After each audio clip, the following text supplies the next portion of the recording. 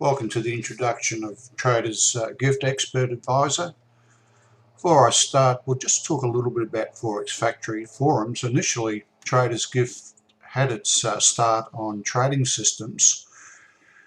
Because it's not really a trading system, it was moved to Platform Tech, and it's been on Platform Tech for the last 3 odd months, but in more recent times it's been moved over to commercial content.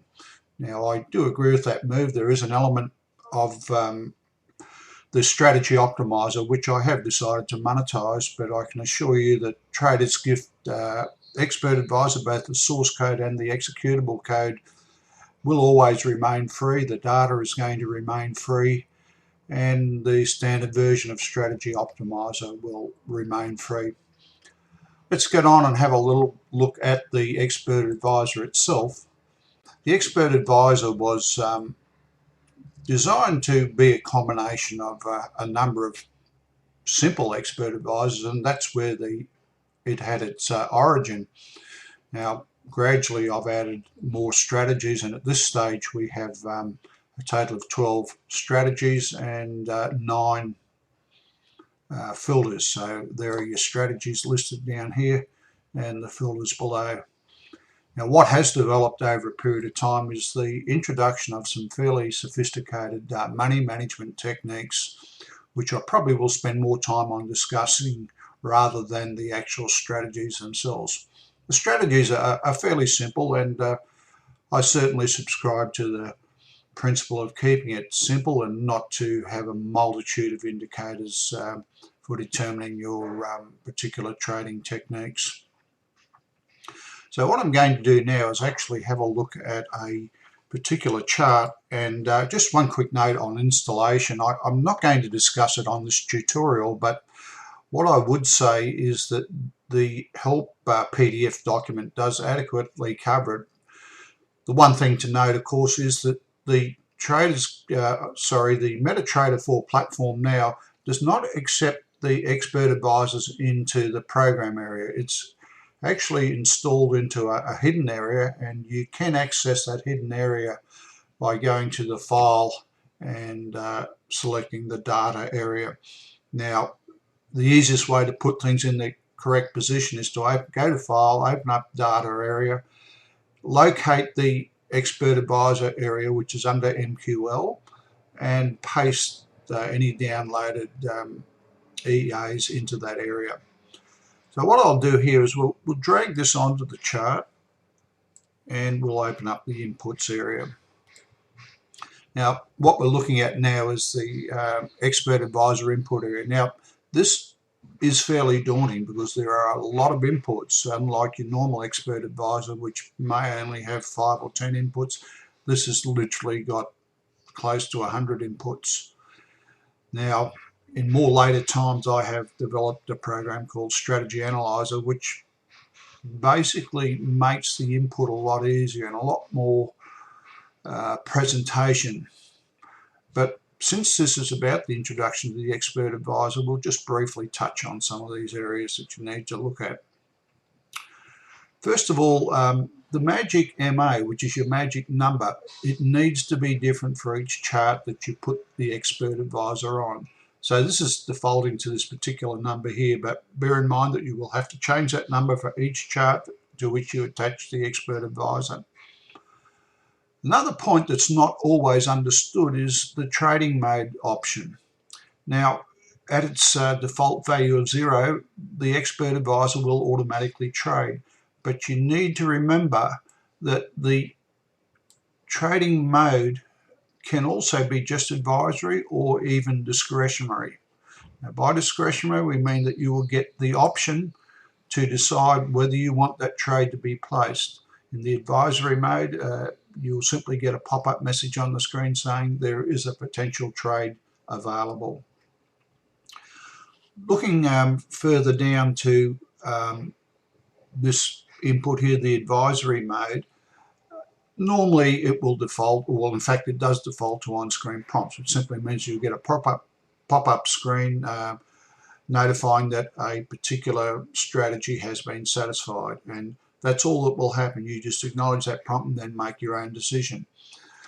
You can optionally have that sent by email. There are some inputs to be addressed in the setup of the email, and also it will send a text message. Now, setting up a text message can be daunting, and I would suggest that you do Google it.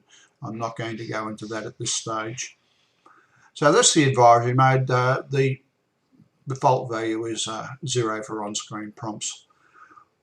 Getting onto your money management factors, I would suggest leaving the money management, the lot size at 0. Now, by leaving it at 0, you then set the trade size by the risk basis that you're going to use. Normally it's on equity, so if in this situation where the default value is you're going to risk 2% of your equity as the value of your trade. So if you've got $10,000, you're prepared to risk up to $200. I'm sorry, yeah, $200 on a particular trade, which is 1/50th of $10,000. The trade closure mode, normally I would recommend that you close trades on stop loss, but you do have the option to use signal reversal or traders dynamic index. I won't go into that at this stage, but we'll cover it in another video. The stop loss and take profit, it's up to you what you decide to use, but there are many money management strategies that I will address in another video. At its simplest form, the stop loss in this situation is 10 pips, take profit is 10 pips. Now pip is 0.0001 of a full unit. So if you're dealing in dollars, it's 1/100th of 1 cent. That is the value of a pip. A little bit different for JPY pairs and also gold and silver, but for most currency pairs, it's 1/100th of a cent is a pip, and all your inputs are expressed in pips. Moving down a little bit further, we do have some additional money management options, such as setting stop loss to break even, the minimum pip gain that you're going to regard as a positive trade, and also the option to progressively decrease your stop loss. It's impossible without making the video too long to discuss every single input, so I'll just gloss over some of these details just to give you an overview. But you have strategies such as an EMA, price crossing an EMA, EMA two averages crossing each other, and we have RSI, MACD, Stoke, Bollinger Bands, PSAR, CCI, zigzag indicator. This one here, particularly interesting, news time of day or indicator. Now that particular strategy relates to deciding when you're going to place a trade. It could be on a news event, it could be on a particular time of day that you want to place a trade, or it could be on the basis of a price being in a particular level, or maybe even an indicator crossing another indicator. For instance, you could even have a trade based on the fact that the price is crossing a 200-day EMA. Continuous straddle, you've probably never heard of, but basically you are trading continuously. One trade gets closed, a straddle trade is then placed. You nominate the size of the straddle, but it simply means that when a trade is closed due to a stop loss or take profit, you place 2 pending trades, and either of those pending trades will be activated when the price moves, in this particular instance, 15 pips either way. It will be either a sell trade or a buy trade. We have, coming onto the filters now, we have ADX, a time and day filter. Now that's an interesting one. That simply means that you might decide that you only want to trade within the European session. So you're probably going to start trading hours start around 08 and trading hours end around 15.